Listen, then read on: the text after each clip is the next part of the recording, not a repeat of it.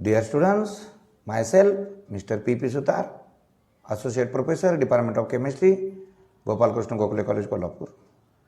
Today we are going to learn the next variety of chromatography, that is ion exchange chromatography. Now you are knowing the two types of ions, cations and anions. Here the chromatography is also classified as anion exchange chromatography and cation exchange chromatography depending upon the ion which is used for the column. Here ion exchange chromatography involves the principle of separation is achieved by reversible exchange of ions between the target ions present in the sample, that is they separated from the sample solution, to the ions which are present on the ion exchangers, and they should have the same charge. Okay. In this process there are two types of exchangers, cationic exchangers and anionic exchangers. Of course, cationic exchangers they possess negatively charged groups and these will attract positively charged cations. For example, cation exchanger resin, a sulfonic acid group where the positively charged hydrogen, that H plus, will be replaced. These exchangers are also called as acidic ion exchangers because their negative charges result from the ionization of acidic group. The another variety is anion exchange. Those having positively charged groups that will attract the negatively charged anions. For example, ROH. Now these are also called as basic ion exchangers. Now it is the most often performed in the form of columns. There are columns are also called as, they are tubes. However, there are also thin layer chromatography method, that is the layers of this absorbing material is prepared and on the watch glass and the chromatography is carried out. Now what is the principle of? The ion exchangers basically contain charge groups which are covalently linked to the surface of an insoluble matrix. Of course, this is an adsorption phenomena. The charge groups of the matrix can be positively or negatively. When they suspended in an aqueous solution, the charge groups of the matrix will be surrounded by ions of the opposite charge. That is, ion cloud. Ions can be reversibly exchanged without changing the nature and the property of the matrix. There is no change in the internal state. What is the procedure? Now, ion exchanger separations are carried out mainly in columns packed with ion exchanger. There are number of ion exchangers used. What is a ion exchanger material? It is a resin, that is high polymeric compound having high molecular weight, and those are used in the columns. The column may be a glass tube or metal tube. These ion exchangers are commercially available. They are made up of styrene and divinyl benzyl. The choice of exchanger depends upon the charge of particles to be separated. Which particle you have to separate? You should select the specific ion exchanger. For example, to separate anion, anionic exchangers are used, and while separation of cations, cationic exchangers are used. How the procedure is run? First, the column is fitted with ion exchanger and then the sample is applied from the top, followed by the buffer solution. Of course, the tris buffer, pyridine buffer, acetate buffer or citric and phosphate buffers are used. The particles which have high affinity for ion exchangers will come down through the column with the buffer solution due to the capillary action. While in the next step, using corresponding buffer, separate the tightly bound particles. What happens?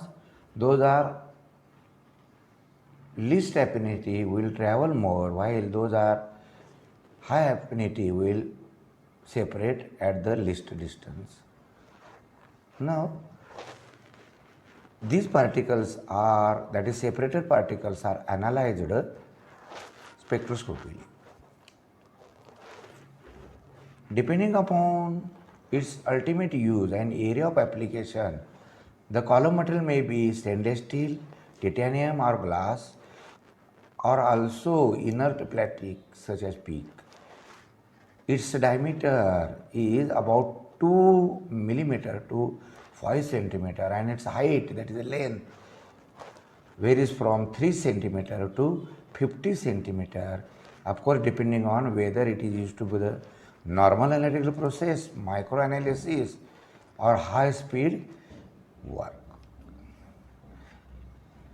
Guard column, important, is placed anterior to the separating column, which serves as a protective factor that prolongs the life and usefulness of the separation column. Of course, they are dependable column designed to filter or remove particles that clog the separation. That is here in the diagram, ion exchange columns are shown. The sample is loaded from the top, and after loading the sample, the mobile phase is poured from the top to achieve the separation. When the mobile phase runs through the column, the components are separated depending upon the affinity, and they get grouped into different color bands depending upon their affinity. Now, the components are separated in the bands, and these bands are removed further by the process of elution. The elution is the process of removing analytes from the adsorbent by running a solvent, and this solvent is called as eluent, which pass the adsorbent analyte complex. Now this is the diagram showing how the elution is done.